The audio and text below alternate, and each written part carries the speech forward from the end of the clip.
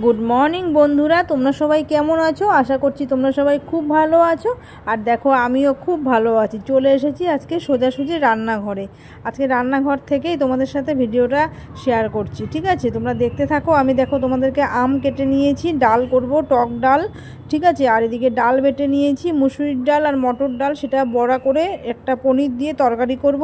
আর হচ্ছে দেখো আলু, টমেটো, আর হচ্ছে তোমার পনির আর ডালের বড়া দিয়ে একটা তরকারি হবে নিরামিষের দিনে, ঠিক আছে? তো এই নিরামিষ তরকারিটা করলে শুধু এই তরকারি দিয়ে ভাত খাওয়া হয়ে যাবে, আর কিচ্ছু লাগবে না। নিরামিষের দিনে যদি তোমরা এরকম একটা তরকারি করে খেতে পারো না, তোমাদের আর কিচ্ছু লাগবে না, ঠিক আছে বন্ধুরা? পনিরটা দেখো আমি ছোট্ট ছোট্ট করে টুকরো করে ভেজে নিয়েছি, ঠিক আছে? এরকমভাবে ছোট ছোট করে করবে, দেখবে খেতে খুব ভালো লাগবে, ঠিক আছে? আর ডালের বড়াগুলো দেখো ছোট্ট ছোট্ট করে আমি ভেজে নিচ্ছি। এইভাবে যতটা পারবে একটু ছোট ছোট করে করবে, ঠিক আছে? দেখতে থাকো বন্ধুরা।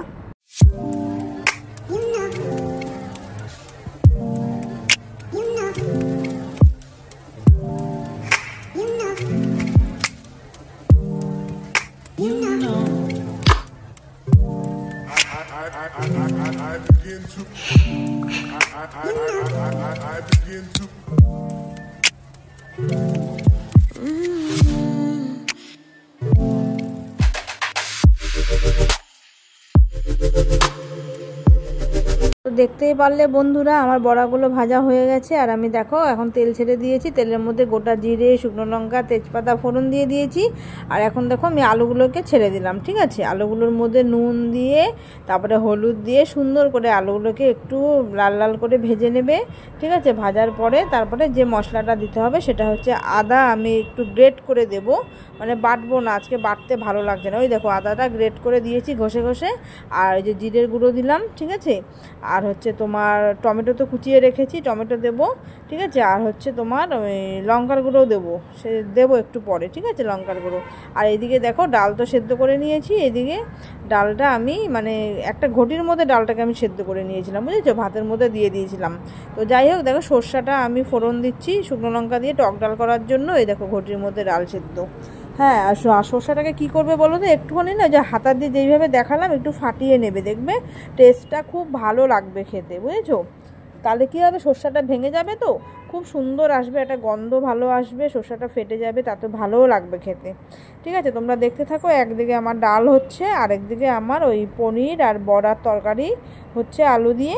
তোমরা দেখতে থাকো বন্ধুরা, ভিডিও কেউ স্কিপ করো না, ঠিক আছে? সবাই ভিডিওটা সুন্দর করে দেখবে, তাহলে তোমরা রান্নাটাও বুঝতে পারবে, ঠিক আছে? আর আমার মতন তোমরা কারা কারা এইভাবে রান্না করো।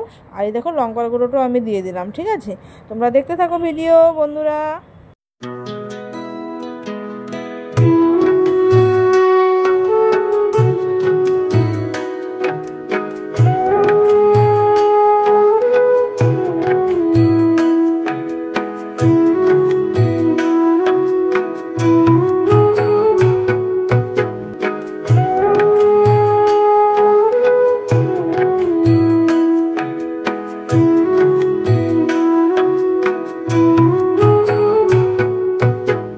রান্নাটা হয়েই এসেছে দেখো বন্ধুরা, আমি জল ঢেলে দিয়েছি, দেখতেই পারলে তোমরা।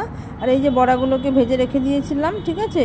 আর ওই সবসময় আমি ঢাকা দিয়ে রান্না করি, সেটা তো তোমরা জানো। আর এই দেখো সুন্দর করে ফুটে গেছে। এরপরে না আমি বড়াগুলোকে এখানে ছেড়ে দেবো, ঠিক আছে? কারণ বড়া কিন্তু খুব আগে ছাড়বে না, বুঝেছো? বড়া ছাড়বে সবার লাস্টে, যে 1-2 ফুট দিয়ে নামিয়ে নেবে, বুঝেছো? আর আগে ছাড়লে কী হবে, যতটা ও মানে সেদ্ধ হবে না, বড়া এমনিতেই সব ভেঙে চুরে এক হয়ে যাবে।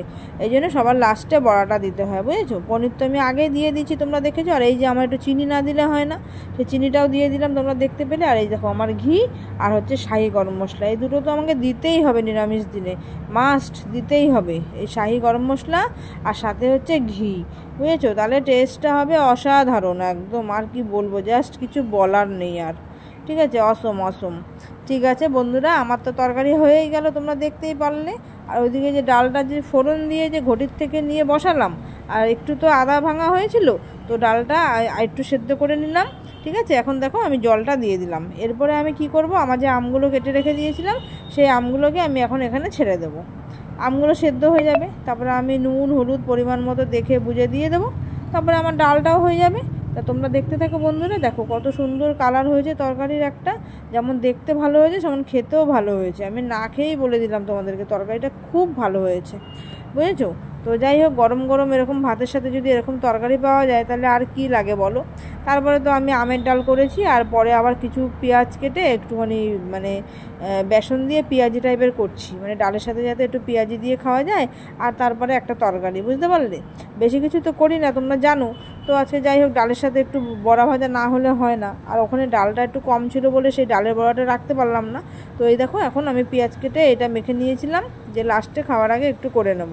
তো এই দেখো, পেঁয়াজি ভাজাটাও আমরা করে নিচ্ছি, ঠিক আছে। দেখতে থাকো বন্ধুরা।